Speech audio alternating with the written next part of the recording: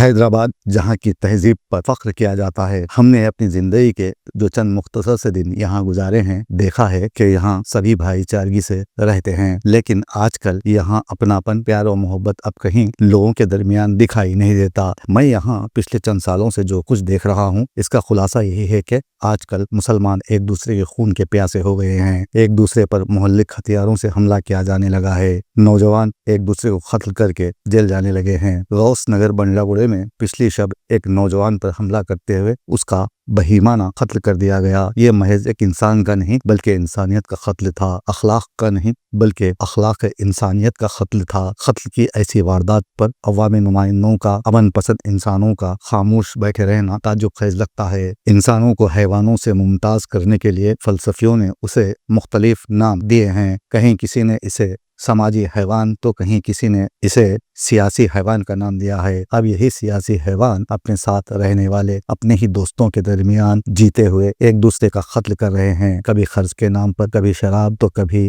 آپے سے باہر ہو کر ایک دوسرے کی زندگی کو ختم کرتے جا رہے ہیں۔ غوث نگر کا واقعہ کچھ یوں ہے کہ محسن نامی نوجوان کی پان کی دکان ہے، جہاں اس کے دوست جمع ہوئے۔ سہیل، فہد اور عامر نامی نوجوان یہاں بہت دیر تک کھڑے رہے کیونکہ ان کے پاس کام نہیں۔ اس درمیان باتیں ہوئیں، اس کے بعد نہ جانے کیا ہوا کہ ان نوجوانوں میں نوک جھونک شروع ہو گئی اور بات ہاتھا پائی تک آ پہنچی۔ جب یہ جھگڑا شدت اختیار کر گیا تو نوبت یہ آئی کہ مہلک ہتھیار نکل گئے۔ درانتی کے علاوہ دیگر ہتھیاروں سے محسن پر قاتلانہ حملہ کرتے ہوئے اس کا قتل کر دیا گیا۔ جب اس کی اطلاع پولیس کو ملی تو پولیس نے جائے وقوع پر پہنچ کر نعش کو بغرض پوسٹ مارٹم دواخانے منتقل کر دیا اور قاتلوں کی تلاش شروع کر دی ہے۔ اب یہاں سمجھنے والی بات یہ ہے کہ حیدرآباد کسی ایک تہذیب کا مرہون منت نہیں بلکہ مختلف تہذیب و تمدن، مختلف مذاہب اور اعتقاد کے ماننے والوں کا حسین امتزاج ہے۔ یہاں ایک فرقے کی جانب سے جو شور اٹھ رہا ہے، کسی نے کسی کا قتل کر دیا، ایک شخص نے دوسرے پر حملہ کر دیا، ایسے جملے اور شور کو سن کر ایک طبقہ خاص بدنام ہو رہا ہے۔ اس لیے ہم سبھی کو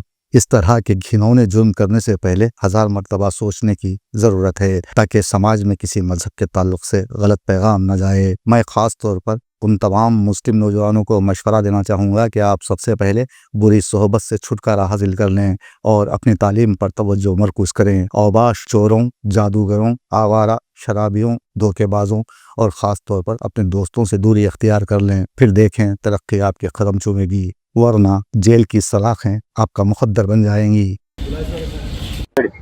السلام علیکم رحمۃ اللہ وبرکاتہ۔ میں سید حاجی۔ آج غوث نگر بنڈلہ گڑھے میں ایک انتہائی افسوسناک واقعہ ہوا۔ ایک شخص جو پان کا ڈبہ چلاتا تھا، جس کا نام محسن، HKGN پان شاپ، غوث نگر چورستے کے بازو۔ آج حالانکہ چہارشنبہ ہے، چہارشنبے کے دن یہاں پر ترکاری کی مارکیٹ لگتی، کچھ آپس میں جو ہے 2-3 نوجوانوں کے اندر آپس میں بحث و تکرار ہوئی سننے میں آیا، اور اس کے بعد جو ہے پھر کوئی حملہ کر دیا ان میں سے محسن کے اوپر، اور پولیس کی جانب سے تحقیق کے بعد جو ہے معلوم یہ ہوا کہ ایک کا نام سہیل ہے اور ایک کا نام فہد اور ایک کا نام عامر، جو تینوں کو جو ہے پولیس تلاش کر رہی ہے۔ اب یہ کس بات پہ جھگڑا ہوا اس کی تحقیق تو نہیں ہو سکی، لیکن معلوم یہ ہوا کہ چاروں کے چاروں آپس میں ملنے جلنے والے ہیں۔ میں آپ تمام میڈیا والوں کے ناظرین جو دیکھ رہے ہیں اور ان کے جو سرپرست دیکھ رہے ہیں، ان تمام کو یہ میسج دینا چاہوں گا، کسی بھی بات کا حل قتل نہیں ہے۔ یہ جو ہے کسی چیز پہ حل نہیں ہو سکتا، یہ جو ہے اور آگے بڑھا سکتا دشمنیوں کو۔ اگر کچھ نوجوانوں کے اندر لین دین میں یا کسی چیز کے اندر اگر آپسی خلیش ہے، رنجش ہے، تو یا تو اپنے گھر کے قریب مسجد کے امام صاحب کے سامنے رکھے، یا بستی کے بڑوں کے سامنے رکھے، یا پھر اپنے رشتہ داروں کے سامنے رکھے، اس کی صلح کرانے کی کوشش کریں۔